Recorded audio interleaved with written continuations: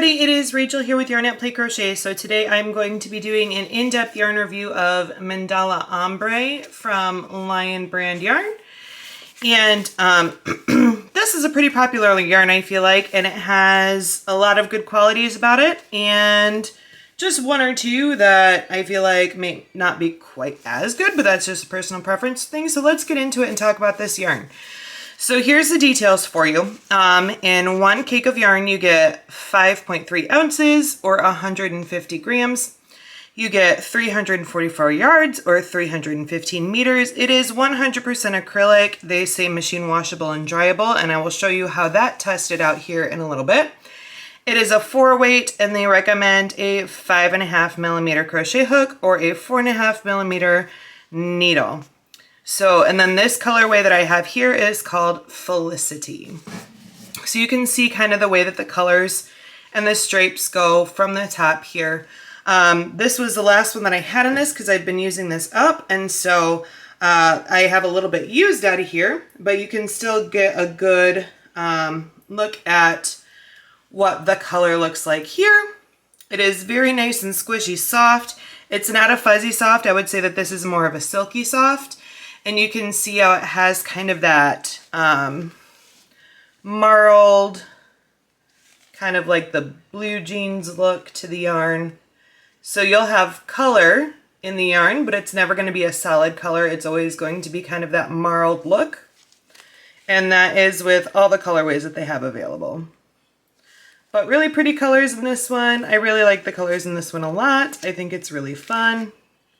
Can kind of see all the different color breakdowns in there. It's sort of that mauve-y, and then it goes to those purples and like a gray purple. All right, so let me show you how this worked up on my knitting machine here. I like to do that so you can kind of get an idea of what the color gradient breaks down like.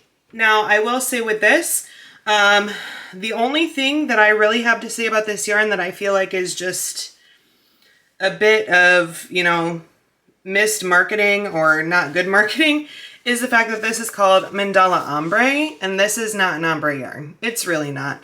This is a self-striping yarn. You see how it has those hard breaks? But it is not in any way an ombre yarn. It doesn't really have that soft fade. So I think when they talk about ombre, they're just talking about the way the colors break up. So you can see here it goes from dark to mauve to bright pink to more of a in-between pink, and then back to the purple. And they show you the full like color breakdown of how it's supposed to fade out here.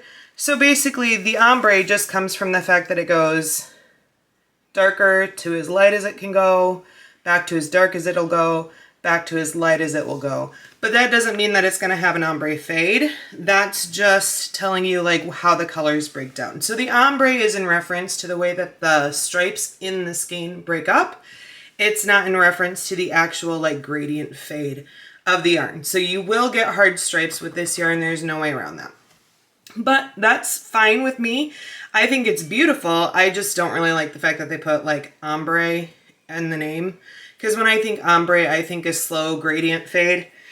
And that's not this. But you can see on my knitting machine, it made some really beautiful swatches here. And it is fun. It's very pretty, the way that that marled yarn looks worked up. I really like the way that it works, and it looks in this pink here. This one's kind of my favorite of the pinks. But it is very pretty. And then the purple, it's just going to look more splotchy because it is that dark and the white. This is more subtle because the colors are a little bit closer together. So anyways, that's how it worked up on my knitting machine. This works great on a knitting machine. I did not have any issues with this on my knitting machine at all, and it feels very nice and soft. And then I did some crochet here at the top. So I'll start by showing you how this rips back. So my crochet section starts right here. So you can kind of see because the crochet stitches are a little bit wider because this stretch is skinny. The crochet stitches are just a little bit wider here on top. But here, I'll show you how it pulls back. I don't have any issues with how this pulls back at all. It rips out really, really nicely. and is very simple to work with. And now they do recommend a 5.5mm hook for this, and that is what I have here. I have a 5.5mm hook, and I'll show you how this works up. I think that this is a good 4-weight yarn. I would say it's maybe just a smidge on the skinnier side of a 4-weight, but that doesn't mean that it's approaching a 3. It's not. It's a good 4-weight, but it's just, you know how 4-weights can either be like thick and hearty or a little bit thinner? This one is just a little bit thinner, but it works up really nice. I have not had any splitting issues with this at all. It's got a nice tight twist on it, and so it moves really quickly as you stitch it up, and is a fun yarn to work with. I really do like the way that this feels while I'm crocheting with it. It has a nice feel to it while you're working it up, and I've not had any major issues with it. That being said, I personally would probably use a 5mm hook with this instead of the recommended 5.5, but that just depends on your tension and what kind of crocheter you are. For me, you can see those holes in there.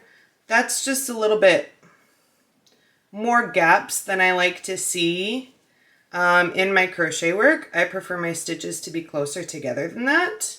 Sorry, it's a little bit difficult to see because of the color of the yarn, but there's nothing wrong with those holes. It's just a little bit more gapped out and spacey than I prefer. So for me, I would probably use a 5mm hook just to get those stitches a little bit closer together. It feels nice crocheted. It feels nice knit. I would say it feels a smidge softer knit than it does crocheted, but this is a really nice soft squishy yarn. So no matter what you work up, it's gonna feel really nice. So let's take a look at the amigurumi ball that I did. And here is that.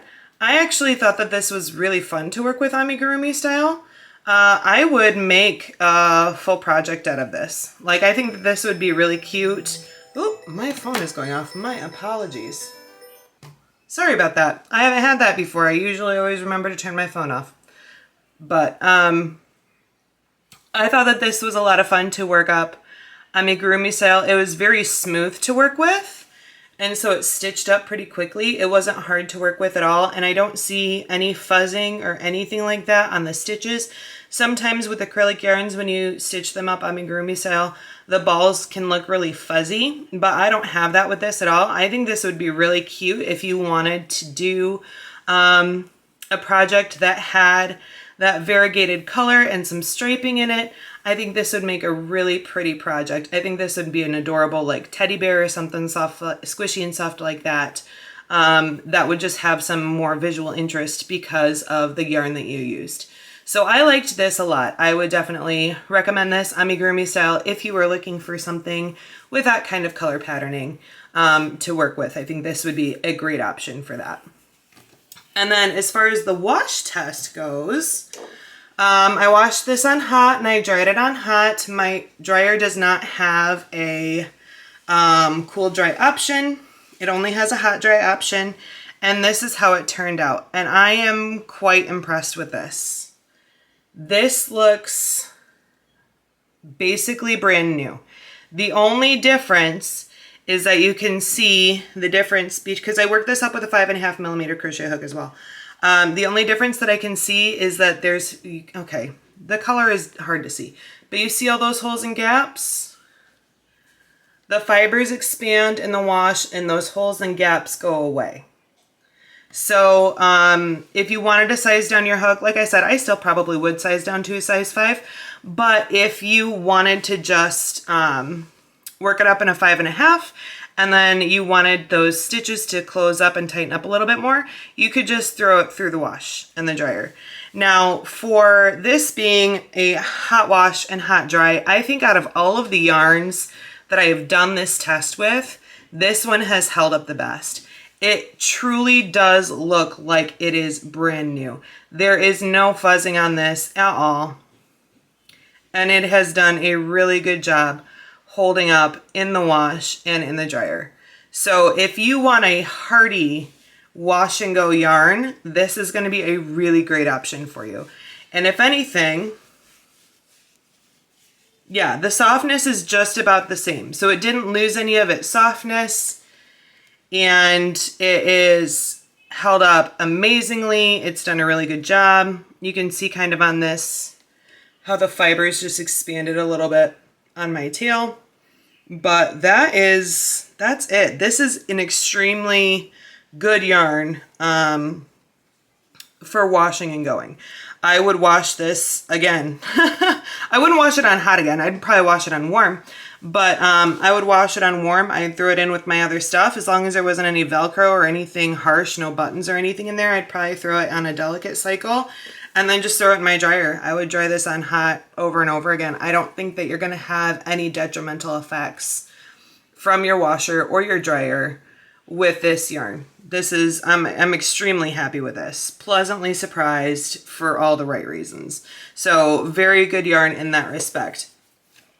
As far as the price goes, I will put that price breakdown up on the screen for you so you can know exactly how much it costs. When I bought these in a 3-pack from Walmart.com. And I can put that video, I did an unboxing of these, I can put that video up here too so you can see all the different mandala varieties that I got. But I would say out of all of the mandala varieties that I've tried, and I'm pretty sure I've tried all of them at this point, this one is definitely my favorite. This is one of the mandalas that I would absolutely buy again and use on a regular basis. Like I said, the only issue that I have is just that label of ombre. When I think ombre, I think really slow gradient fade, and that is not what this is. But I mean, that's just a branding thing. The actual yarn itself, I'm extremely happy with. I would actually love it if they made this in some solid striped colors that didn't have all the marling in it. So you could have that as an option if you just wanted solid stripes instead of these marled stripes. But I mean, if that's just what they're going for with this yarn, that's fine. But this is a really nice yarn. I don't think that you will be disappointed. I think this is one of those yarns that is worth the money, and I would definitely use it over and over again and try out a bunch of different color options. And they do have a bunch of different color options available. So I will put a link in the description box below so you can check out what they have available on their website and see all the different color varieties. But I hope that this was helpful for you. If you did find this helpful, go ahead and give this video a thumbs up for me. That goes a long, long way to make sure that more people are able to see this video and find it on YouTube. And if you want to see all of my in-depth yarn reviews and more content like this, go ahead and subscribe to my channel. I try and do an in-depth yarn review at least once a week, plus 2 other videos that have yarn content or tutorials and all that good stuff. So go ahead and subscribe. And in the meantime, have you used this before? Did you like it? Was this something that you really enjoyed, or was this something that just wasn't quite your favorite? Go ahead and tell me in the comments. I'd love to know what you worked up with this yarn. So, all right, I'm going to leave it there, friends. Thanks so much for hanging out with me today, and I will talk to you again soon. Bye-bye.